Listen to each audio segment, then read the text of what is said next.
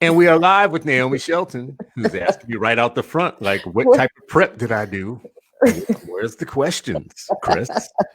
Just call me onto a show. Good morning, Chris. Good morning. How you doing? You looking I'm great. wonderful. Thank you. I wore yellow on purpose. I love the yellow. It's Thank one of my you. favorite colors. Thanks. I love the hair too. You doing Thank you. now? This is my quarantine hair.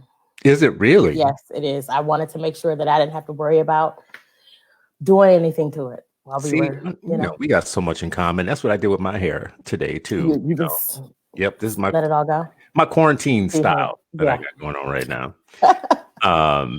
Listen, I'm happy to have you this morning because I reached out to you yesterday with all this stuff that's swirling around me with being called an Uncle Tom by a teacher activist, and then having that retweeted and repurposed and served out again to the millions of followers by Diane Ravitch to her millions of followers.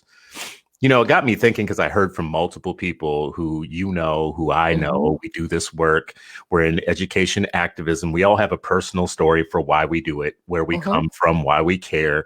We have, ideas that involve history and politics and our background, our families or whatnot that legitimately bring us to this work. But all of us end up encountering some damn fools. That's right. On Twitter, oftentimes who have nameless, faceless Twitter accounts, and all they do is sit out and take out their aggression that they want to say to Black people all day long, but cannot. So they wait until, they get the opportunity to get home, get a little glass of wine, get on Twitter. And run off at the Twitter fingers are real. Twitter fingers are real. And, we can call it Twitter, but let's just put it this way. They will come to meetings too and follow you. They will look through your trash, all of that. So I actually thought you a good person for this because like me, you are, unlike me, actually, I should say, I used to be on a board, a public education board that gave me lots of experience with the public. And you are currently on a board.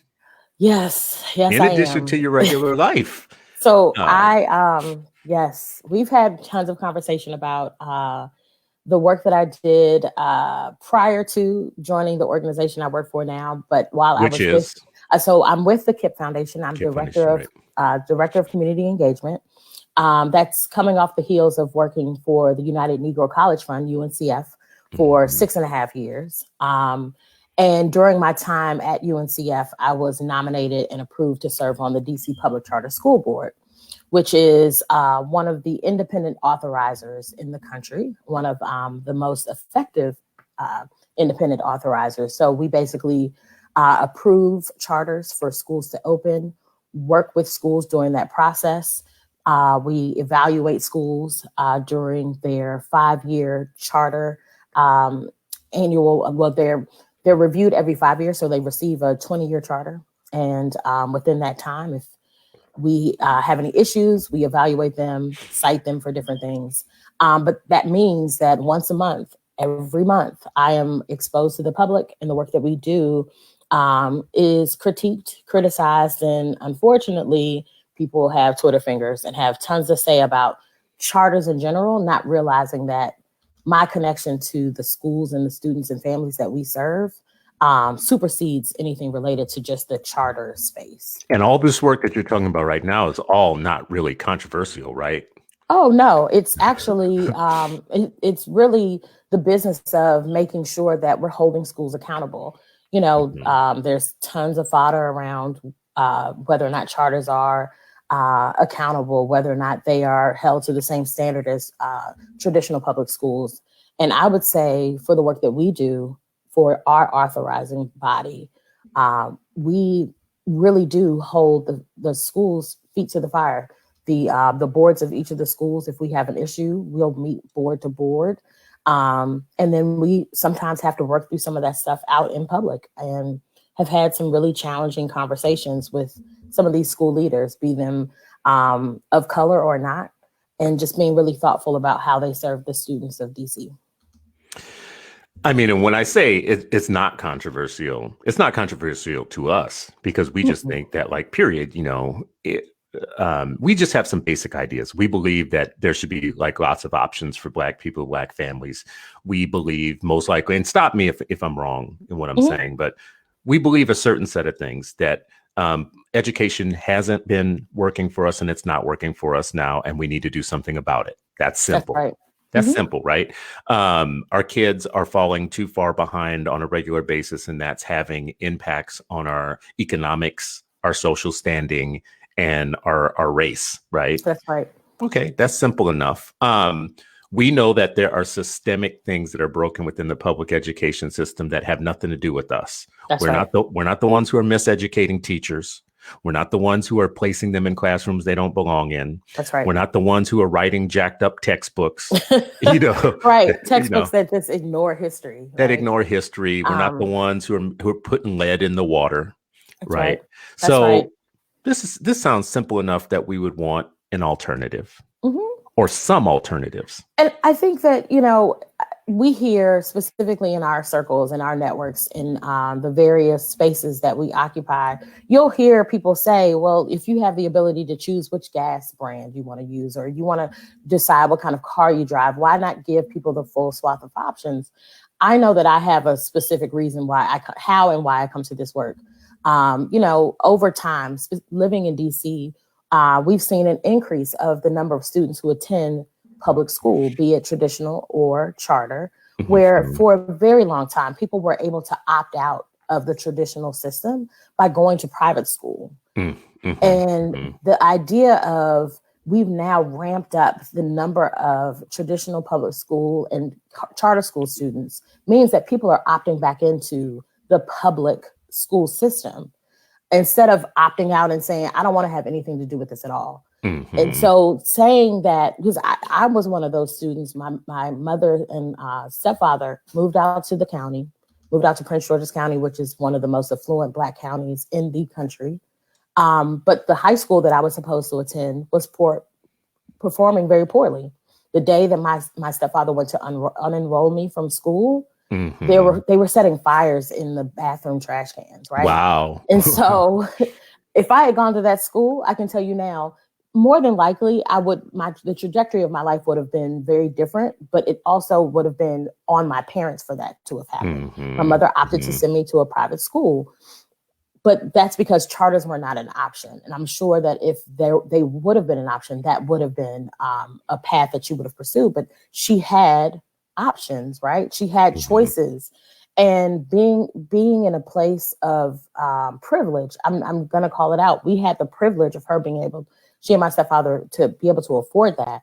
So are we saying that people who have less options because of their financial position should not have any opportunity to look at have the different choices? That baffles me, where people who have any and everything readily available to them in terms of being able to pay for a really expensive house, being able to pay for private school, but standing in this, I believe in public school. Yeah, because you live in the neighborhood that has the best choices.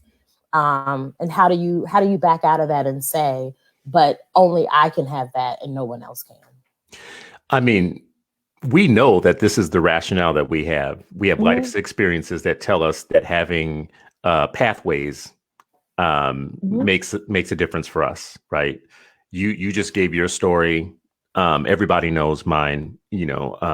If you listen to me over time, you know that it's less about my educational background. It's more about my kids. Like when I became a parent, it was clear to me, it's common sense. I have to do something different for them than what I had, right? And that's not unique to me in the Black experience. What is, I think, unique to us is that when we decide that we're going to become advocates or activists, and we're going to try and influence policy to make sure that people like us have these opportunities, now we all of a sudden encounter a different type of pushback than I think our white peers in so-called ed reform face. People calling out our integrity. People bird dogging us online. People trying to pull our 990s and see who we worked for and who we got grants from. How much money you made in 3 years? How much money do you make? My favorite part, come on, Naomi, please. I mean, my favorite part is when people will try and pull your salary and put it out there like that's a bad thing. And I'm right. Wait. Your biggest burn on me is that I have a job, right? That I'm employed, that I have a salary. Wow. The thing, this is what really trips me up, and I'm watching the live comments. I'm trying not to laugh out loud at some of the things. One, because I don't work for UNCF any longer, but I am still a fourth generation Tougaloo grad, which means I'm an HBCU graduate, which means that I'm always going to stand on the shoulders of my ancestors. My great-grandparents are buried on the campus of the school that I attended. My mother's advisor was my advisor, who now works at Dillard University.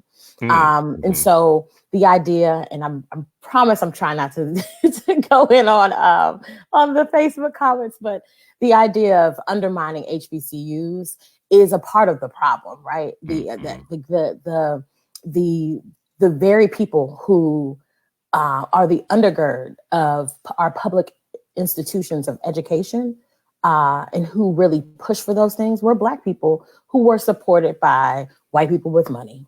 And so let's just stop there for a second. Right. I mean, basically the point that you just made is that school reform really does have a Black history to it. Absolutely. Yeah. The thing that we call school choice, the thing that we call whatever we call private schooling, all of these things have a Black history to it. And I want to point that out because anybody listening, oftentimes what's unique about Black advocates is we're often told that somehow we're part of somebody else's movement. And we're told that by people who are completely ignorant of our history. That's correct. Completely that is ignorant. Absolutely correct. Yeah. Like we were lab created Negroes, right? Last time I checked,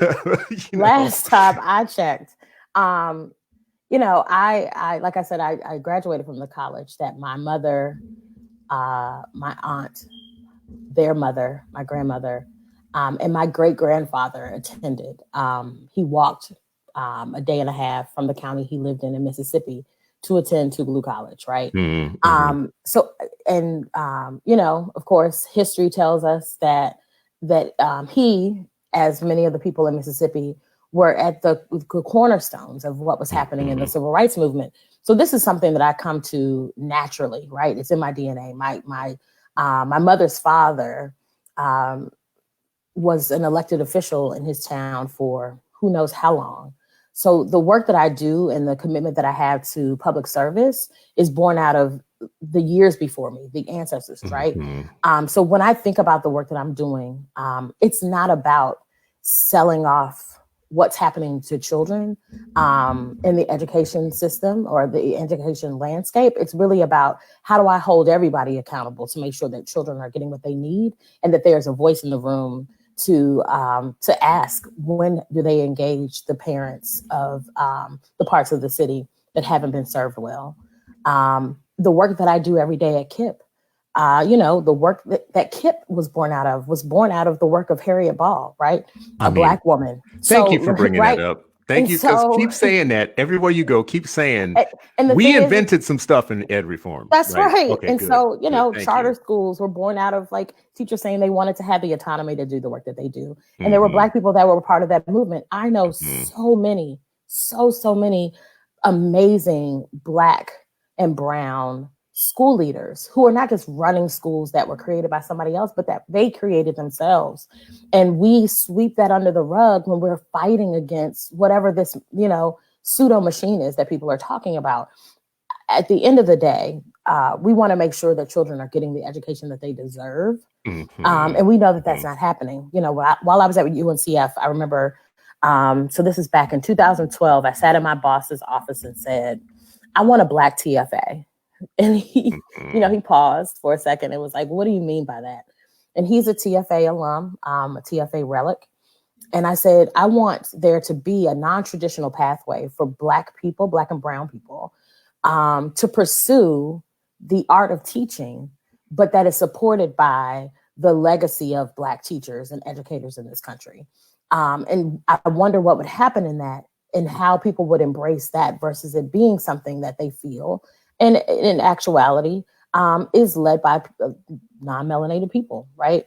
but on the flip side of that, that pathway has helped to increase the number of people of color in the education field. And I know tons of people who have come out of that work and have continued to double down on their commitment to education.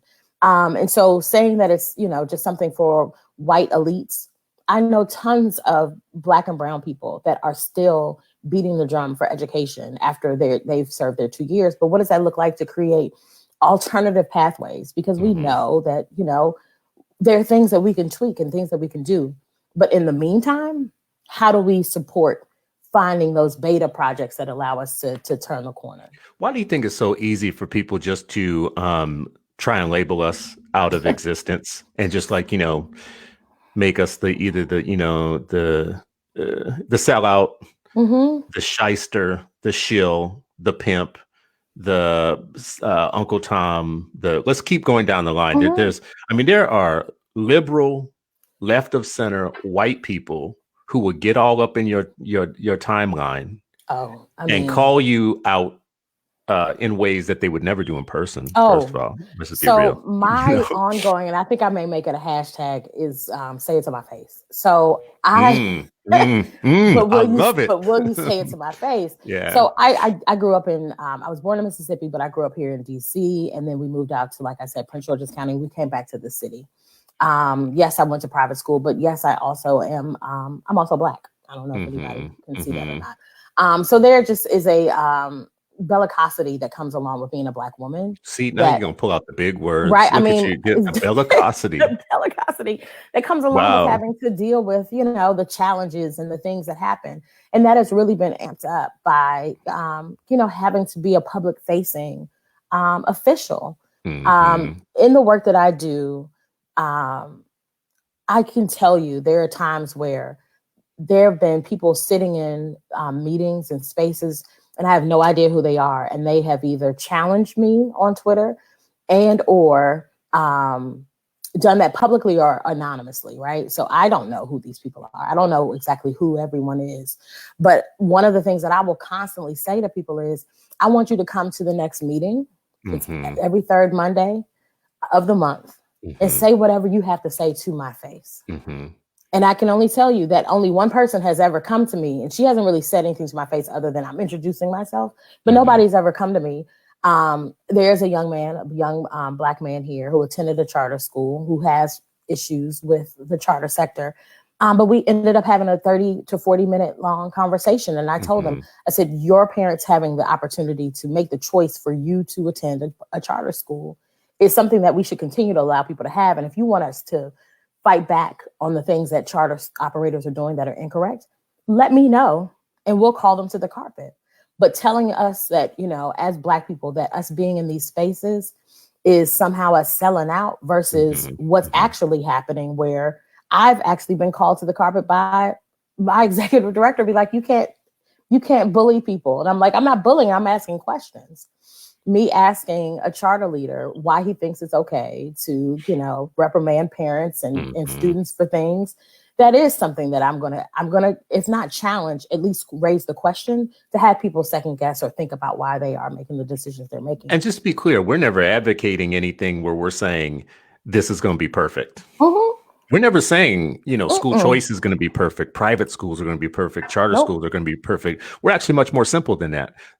As simple as I can put it is, let me decide. Exactly. That's all I want. I want you to decide. I want you to decide. I want to decide. I want this person's family to decide. That's right. Because, we're not all going to go to McDonald's today. We're not all going to go to Taco Bell today. We're not going to make a run for the border. But if I want to have it my way and go to Burger King, who knows? Exactly. If you want all those carcinogens in your meat, and you want to murder your arteries and kill yourself like that. But there's times right. There are times I go to Safeway. There are times I go to Whole Foods. It all depends, right? And what it is that I want. And I love Trader Joe's. But telling people, I know that you didn't say Aldi's. Well, there aren't any Aldi's near me. There's one, but it's far. And I have we didn't turn the bougie corner now. See, I see where this is going now. I see what we're doing now. There ain't no Aldi's nearby. I don't know where the Aldi's. I don't know where the Aldi's is. But I do go to Walmart. But I still, frequent Target. We have all of these options and choices before us. And there's certain things that come out of one of those that I enjoy more than others, right? All of that to say, so I also, and I have to give historical context. I worked for Mayor Adrian Fenty, who is in some spaces known as the Ed Reform Mayor. And so I now live across the street from my elementary school, which, right, started kindergarten, went through third grade. We moved when I started fourth grade. The idea of what that school provided to me and what I know what had happened between the time that I left and I'd say about 1996 or so, the things that were happening in that time frame, people could not even imagine, like the decline of what was being provided to people. And that's why people were leaving the public school options, right? They were saying, no, I'm opting out of that. I'm moving to Virginia. I'm going to put my kids in private school. They were finding ways to get out of the city. And so when Fenty was elected, the idea in 2006, when he was elected, he wanted there to be a sole level of responsibility in terms of what was happening with our public schools, because it was it was a mess there.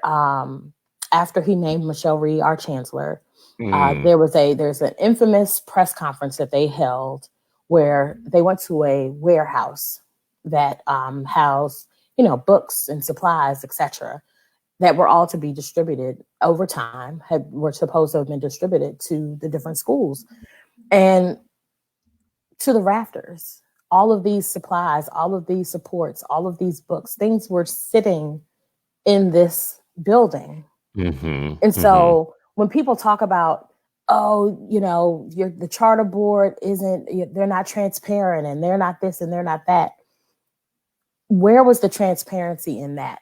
Until that press conference was held and those cameras were in that building, we were none the wiser of what was happening.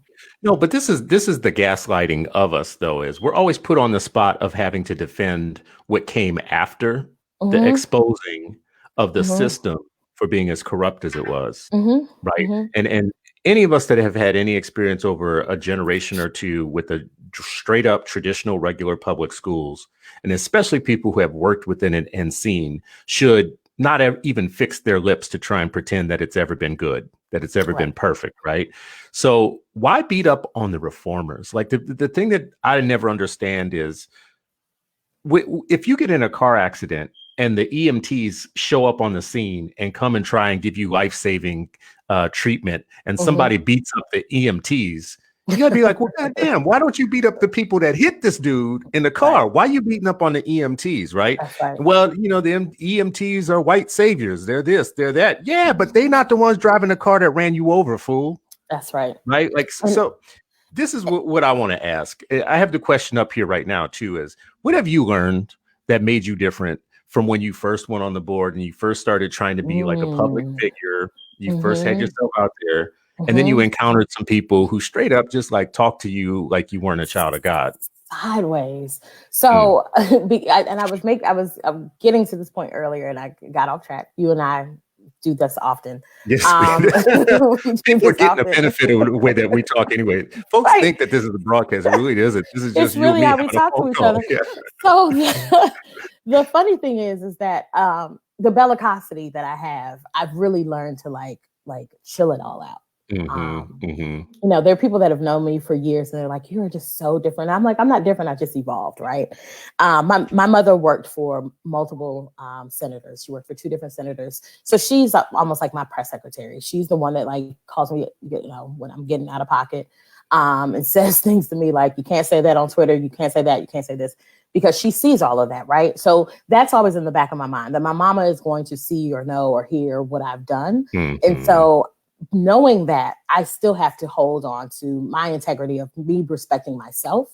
And so I love screenshots and knowing that people who are running around and saying whatever, if you work in the public space too, by being an educator or school support, I'm gonna make sure that whoever's in leadership in that space knows how you're behaving, right? I'm gonna make sure that they know that I know that whoever you have to report to knows that that's happening. But that's why though, Naomi, they go home and they create Twitter handles. That's right. That are anonymous, and they put cat pictures for the avatar, right, or anime pictures for the avatar. Screenshots of them being blocked from other people's Twitter accounts. Yeah, which I want to actually, I want to like point that out just right now to book note or to like make the point real.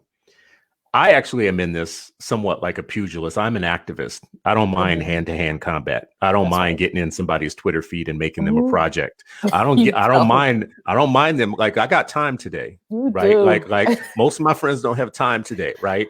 And but when I say my friends, I just want to say this. Like, I have watched Antoine Wilson and I've watched people come to a school board meeting and tell Antoine Wilson that he was the new Jim Crow and they're not black, saying that to him. I have watched people call Kaya Henderson everything but a child of God, as if she was born to be a sellout. I've watched Diane Ravitch tell Darrell Bradford he should stick to sports, right? Like, stick to sports. This ain't for you. Like, being a commentator ain't for you. I just a week or two had somebody tell me, you may be good at many things, but you don't understand economics. You should stick to, like, Twitter or something like that, right? So this is the thing. You're not going to come for my sister Kaya. You're not going to come for my brother Antoine. You're not going to come for Naomi. You're not going to come for anybody, because I got time today. I got lots of time. I have time on my hands, right? And that's the thing is that I want more of us who have time. So I have limited time, but I will find the time. She said, "I will find because I'm balancing like the 120 some odd schools that we have here in DC that I'm constantly thinking of, and then the 242 schools of the network that I work for now. I'm always thinking about children, right? And so the idea of when I'm trying to read 400 pages of prep for my next meeting, I don't have time to be going back and forth with you on Twitter, because as a Twitter troll. I mean, there's no other way to say that.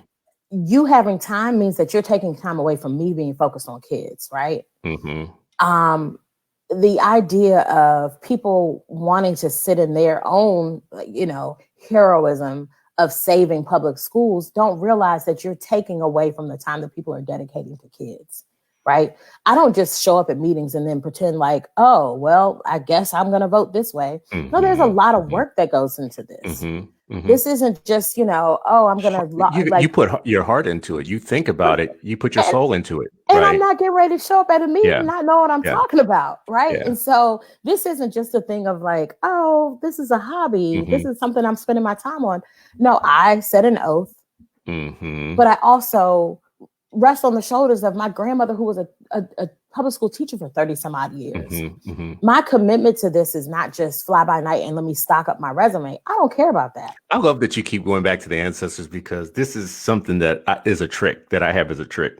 People often ask me, like, Chris, how you come at people this hard all the time, or, be this articulate as well? But, and the truth of the matter, this is going to sound really kind of weird as I say it. This is going to sound like Whoopi Goldberg and Ghost or something. But let me just tell you, like, what it is when I feel nervous or self-conscious about putting myself out there or something like that, I think all I have to do really is shut up, open my mouth, and let my ancestors speak. That's right. That's kind of my rule in life.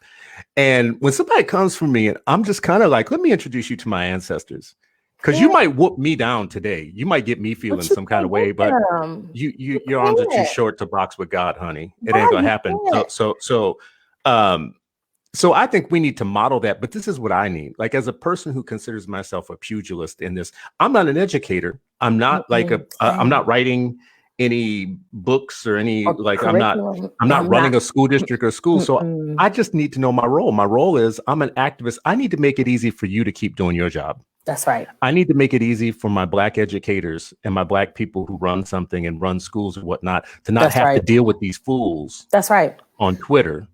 And have no justice ever. Like, somebody can just keep coming at you, and you're supposed to just take it. And that's why our Black people burn out in education. That's exactly in educational leadership.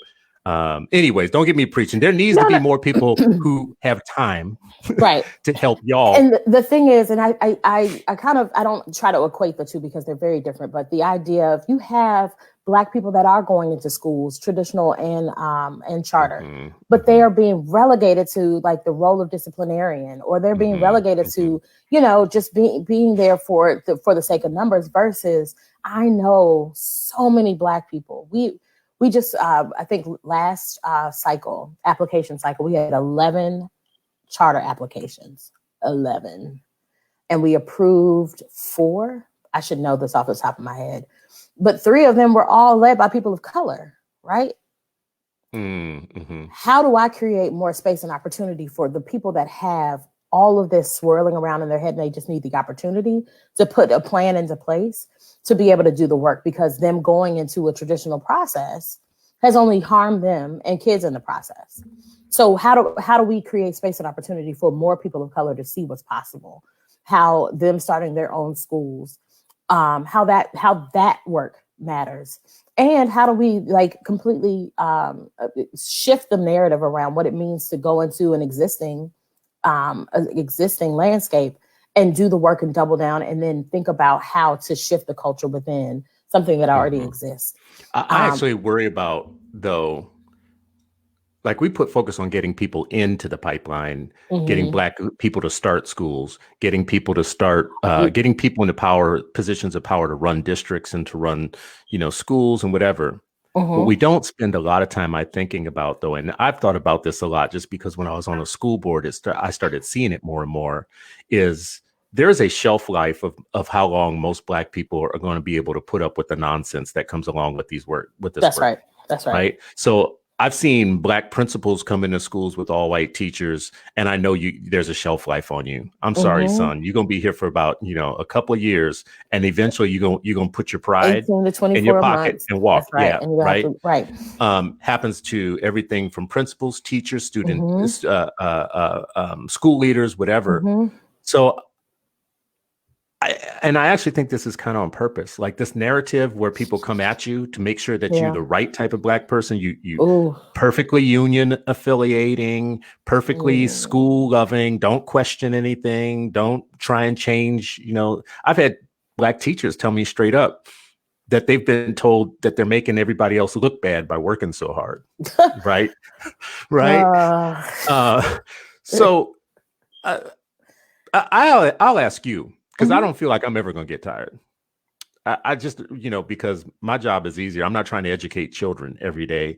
I'm not trying to run a school. Masses on the other pieces of the work. And I got time, right? I love what I do, I promise you. So you stay every time. But you in the middle, because in one way you're making time for people, and in another way you are actually working in the field every day. So you got 2 jobs, really. I do. And the thing is, like, I always find these glimmers of hope and opportunity, and something that shows me like what's possible. I'm gonna kind of brag on some of the people that I work with now. The work that's happening here in DC with KIPP. I will say this just for the sake of saying it. I'm a member of the DC Public Charter School Board, so I am the authorizer for KIPP DC. However, I recuse myself from all votes related to KIPP DC. As you should. As I should, and as I would have, even if I wasn't required to. That's right. And I limit the amount of work that I do with them for that very reason. Because I've known the person who manages and does their community engagement work. I've known him for years, right? He's a DC transplant like myself, but has really like dug in his roots. His daughter attended charter schools and is now a teacher at a KIPP school, not here in DC, but outside of the DC network. And so when I think about the work that they've done here in terms of like doubling down on engaging parents in a really meaningful way, doubling down on and partnering with community organizations to really dig in the heels of what it means for a school, although it may be serving students from different neighborhoods, to really look at the landscape of what's happening around that school and what's happening in that immediate community, and being able to serve those people as they serve their students, right? I'm looking at what has happened in New Orleans. We all know that when people talk about the charter landscape, they immediately beeline to New Orleans and talk about how terrible that was, right? For that school district to be taken over and turned over into a charter system. However many years later, I think we're at 15 years now. When I look at the work that's happening with the community engagement team for the KIPP network in New Orleans, they have open schools that had since closed, had declined over time. Not only open those schools, reopen them, name them the original names, taking KIPP's name off of the school, and re-engage the alums. Thank right? Jesus for that, because the dumbest thing people did was come down there and shut down something like Booker T. Washington or McDonough 35 or something like that. They call it like the Google School of Coding or some crap. What? Thank you, Lord. Keep it the same name. KIPP reopened Booker T, right? Right. And they have re-engaged the alums of the original school so that they are a part of what's happening with the students that are currently there, right? And so when I want to I don't want to get lost in the New Orleans story, but this pertains to our subject matter in this way. Yeah. People are trying to reinvent things constantly in New Orleans, for instance, and they get stuff wrong, but they're constantly in the process of trying to fix it then. Like if you get it wrong, how do we fix it? I love a break and fix culture more than I love a stable culture of failure. But this is the thing I like to point out, and you know this with me about New Orleans, is the day before Katrina, our own people were running a school system that was considered the most corrupt school system in the United States, right? It was so corrupt that the FBI set up an office in district headquarters to save themselves travel time, right? This is how corrupt the New Orleans public schools was the day before Hurricane Katrina hit. There were so many indictments and blah, blah, blah, and it was our own people. Now, I don't point this out to shame my people, right? I point this out to say some of those people that had a good hustle in that old system are the main ones throwing rocks today about how bad the new system is, right? Listen. And it's because they have a middle class vested interest in the system the way it was. So we don't only collect heat and smoke from white folks. Right. We collect heat and smoke from people that had proximity. That's right. They had proximity to power. They were excited about being able to do whatever they wanted to do, and then boast about being in power. That's right. And to me, that is those are the conversations that I really wish that we would spend more time digging into without, like you said, shaming people. But let's be honest, right? If I could take people back into time to see what was happening in our schools, specifically here in DC, all these people that have come here within the last 10, 15 years, let me take you back 25 years, right? Let me show you what was happening then. Similar to New Orleans, let's talk about how things were. But you know what people know, because this is how you know people know. Because the first thing that any Black folk got any little bit of money in both DC, Philly, New Orleans, any of these places, what did they do with their own kids? The first little bit of money they got, what did they do? Did they say, send in a private school or move out to I'm gonna put my kid in the most jacked up ghetto school I can find because I believe in public education? Is that what we said? But the thing is, what people fail to realize is that Black students saved DC public schools, right? So when white flight happened, who was going to the schools? We were. And so this really interesting relationship that we have with traditional public schools. So I plan on, while we're in quarantine, I plan on watching Waiting for Superman again. To watch it from the lens of, I remember these things. I lived through some of those. No, I'm gonna watch it again. You're gonna watch it. You can watch it on Netflix. So let's do this then. If you're gonna watch it on Netflix, let's have a party. Okay, we're gonna have a party. Let's all watch Waiting for Superman. There's another documentary on Netflix about the education system, and you all were just down there in Little Rock, right? How do we talk about the full scope of the full breadth of what has happened in public education and be honest about where we have failed? Little Rock is such a good example too, because Naomi, when we were just down there, it was my first time there, but it's the most opposed people to reform in a place like Little Rock will be your old school folks who had a vested interest in the old system, and they don't want you coming in with anything new or change. and they're still talking that segregation, integration stuff in Little Rock, right? Absolutely. And absolutely. All these years later, and it's kind of like you still on that integration stuff. Did you just wake up again, or did you pay attention to what happened over the last 50 years?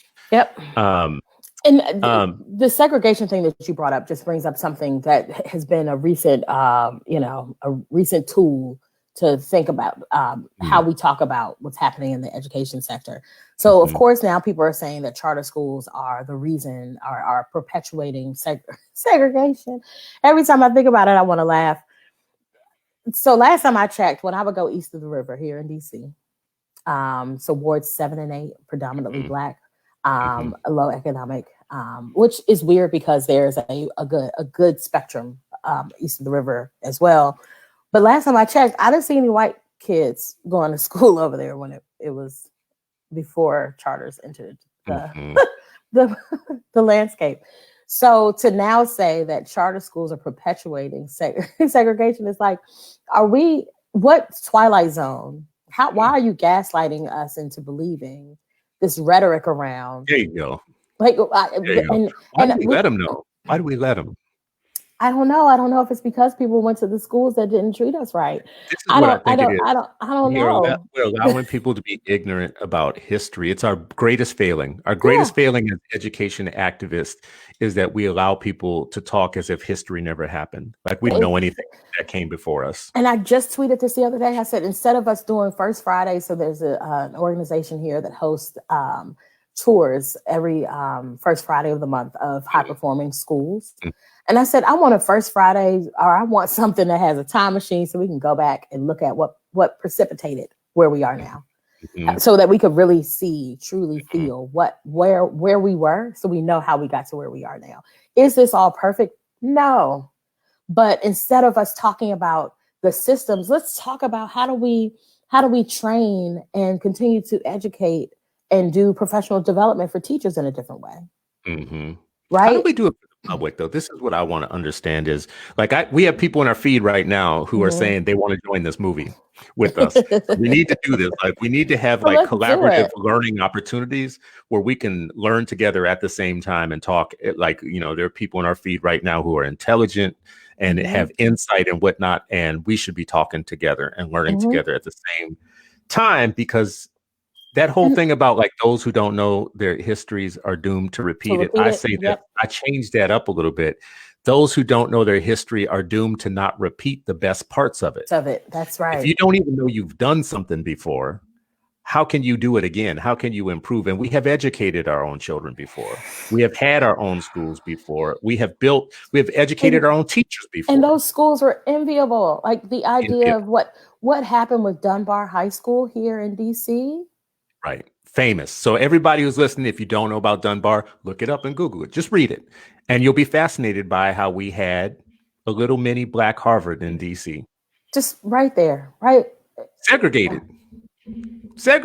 I mean, to me, to go back to the earlier point, because I promise you, after we finish this, I'm going to get on the phone with Ray, because he was trying to play HBCUs. That's right. When we try to undermine the greatness of, or we've seen that the institutions that have supported us over time, right?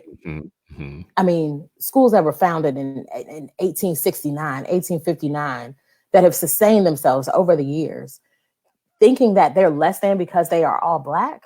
So what are you perpetuating in that, right? What are you saying about let's take this for a second. We know this. You and I know this. We've talked about this a million times. Our HBCUs are a Black capital. It's part of our Black educational capital. When people talk about social capital, we have educational capital. And right now it's in trouble. We need more people actually investing in our Black educational capital. And we need K-12 versions of these little citadels of Black excellence. But you and I will say something like this, or we will be talking somewhere, and there will be a person who will say to us, a person who is, as you call them, non-melanated, Lord. Who will say something to us like, I have been called a neo-Plessyist, right? And I didn't even really know what that meant in the beginning, but basically what it meant was I was a person who was down for Plessy versus Ferguson, separate but equal. I'm being called basically a segregationist when I talk about the fact that it's possible for Black people to go to schools where everybody looks like them and it'd be a good school, right? Which is basically just the other side of saying, all these white schools we have nationally in Idaho, Montana. Because last time I checked, that was happening in the suburbs of Illinois, all throughout Montana. I mean, it's happening. And last time I checked, are we saying, which I do believe, there would be value of having Black professionals in front of some of these students. Yeah, but I've also heard anecdotally all the terrible things that have happened to Black kids that go into these spaces. So last time I checked, I think what needs to happen is non-melanated people need to work on not being racist and biased. Does that mean that has to happen at the expense of a little Black girl or Black boy that has to go into the school and be the ambassador of Blackness for them? I don't think that makes sense. And some of our own people need to stop being the white water is wetter people, the white ice is colder people, right? Like, we will never be good until we, integrate everybody else's schools. And it's like, yeah, did that ever work for us? I mean, white mediocrity is real, right? And pretending like that it's not is correct. Like, you have to be sick in the head to think that that's not what's happening. We all know that this country overwhelmingly voted for one of the most educated presidential candidates over time, right? Yeah. And what do we have in office now? Mediocrity. That's why we're all sitting at home. And then they turn around and gaslight us and say that the reason that they weren't focused on addressing this pandemic was because of an impeachment trial, right? Yeah. So, and what's so crazy about this too is you mentioned you're talking about Trump. You're not calling it by name, but let's just call things what they are. I don't have to say his name. But this is what I will say for education activism, because this is what we're talking about. Education activism. When Trump came into office, it became easier for our haters because they were like, aha, now we get to say that you wanting Black freedom and to have Black schools is aligned with Trump and Betsy DeVos. And that's and all of a sudden now we had like this new obstacle. But what we should pay attention to, and I want my Black activists to pay attention to this. While we had 8 years of a Black president who was pushing school reform for all 8 years, the people who were against school reform didn't know what to do because they couldn't attack a very popular Black president. There we go. Super popular in the Black community, like 90-something%. So they hated for 8 years the fact that they couldn't fight us as being tools of the right wing because you had a very popular, smart leader in office who was hugely popular with Black folks. So that what they used to do back then was they used to put all their hatred on Arnie. Yeah. Because they could go after the white guy. Yeah. Because they knew they couldn't go after the president, right? But when Trump came in, for those of us that are activists, it instantly became this thing of now they can be lazy. They can just say like, oh. But here's the thing. His budget doesn't support what they're saying the Republicans support, right? Right. I mean, but now you look at the facts. Now you start right. Literally, he is undermining the charter school program, right? The funding stream that comes from the federal government, which we all know that all politics and education is local. Majority of the money that supports schools, right, comes from localities. But there is a good bit of money that goes into this from the federal government. The current mediocrity of this administration has said they don't support charter schools. But I mean, his administration is basically unraveling what has happened. Now, of course, we have, or we're supposed to have, 3 equal bodies of government, right? And so Congress, right? I love how did we learn that in school? Everybody didn't learn that, and they don't know if they're supposed to vote for people based on what they're actually supposed to do. We can have a whole nother conversation about the political landscape right now. But the idea that Congress is going to support, continue to support what's happening for charter schools through the charter school program, that's exciting. But it also means that all of the things that people were saying about, the Trump administration and DeVos, they're going to try to, no, they're getting ready to support vouchers. That's what they're focused on, right? Which you're talking about. I'm not going to listen. You're not going to catch me out here talking bad about vouchers. I'm not, because listen, giving people choices is what, giving people choices. That's a straight up educational Section 8. That's just Section 8 for education. That's all I care about. And listen, as someone who worked in the Section 8 system a little bit, I actually am opposed to it. Give me some Section 8. I just want everybody watching to know that this is literally how our conversations go. This is true, and on text. So let me say a couple of things here. Christina Laster says there's been an escalation in blatant, outright hate and discrimination against our children. Also, we cannot leave them in toxic school environments. That is correct. She also says that she was told that she was propagandizing hate and segregation. And what she's not saying here is it was the NAACP, of which she was a chair and a member, who gave her a hard time for saying that some of the blackest counties in California needed more options than they had because they were failing Black children. This is what you get as a Black activist. Some of your own people who are taking money from teachers unions, but they want to call you out as being, a tool.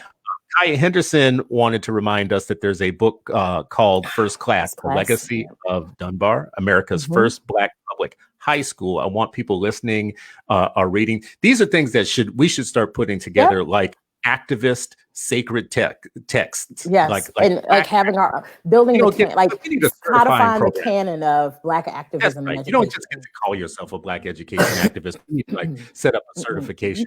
So you got to know. You got to know all this stuff. You got to know this stuff. And David McGuire is in our feed too. David and I have had many conversations about Crispus Attucks High School in Indianapolis. Another story. There's a documentary. People should go and look at this story. This school was straight up started by the White Citizens Council to segregate Black people into a school as a punishment for them, basically. And what happened at that school was all of the teachers turned out to be PhDs, Black PhDs. Couldn't get jobs at the college level. So those kids in this school actually outpaced the white kids in the rest of the state. Right. It turned out, so this is how God works. God don't like ugly. God is like, oh, you're going to put all my people into one school as a punishment. Well, this is what I'm going to do. Well, here we go. I'm going to make sure their teachers are qualified, more qualified than yours. And it's going to be Black excellence, just like Dunbar. So my people who want to be activists, check into Crispus Attucks. Also, L. Michelle Johnson says, first, we need to infiltrate power, in quotes, she says. We must be able to have a hand on policy. We must be able to keep those questions in the forefront. And I think when she says those questions, she's talking about all the stuff that we're talking about right now. Like we need to have what Howard Fuller often talks about is some self-determination in education. We should be able to decide more things. Christina Lassner, she says, also another comment from her, when you're Black in white dominated spaces, the pressure to overperform is real. However, the quickest way to be targeted. We have to have our own think tanks, again. So I want to, because I see another comment from L. Michelle Johnson in terms of the Black TFA. There are some amazing organizations that are supporting Black educators, Black leaders, and I want to be able to give them some hype and shout out too, right? So of course the Charter Collaborative, which supports Black and Brown charter leaders. You have why is it escaping me now? BNOLA, Black Educators in New Orleans, right? Which that is an ecosystem of former Black educators that are working with current school leaders and educators. So it's almost like a consistent PD for people in this space now. So there's work that's happening, but how do you and I hate phrases that I've learned from this work. How do you bring that to scale?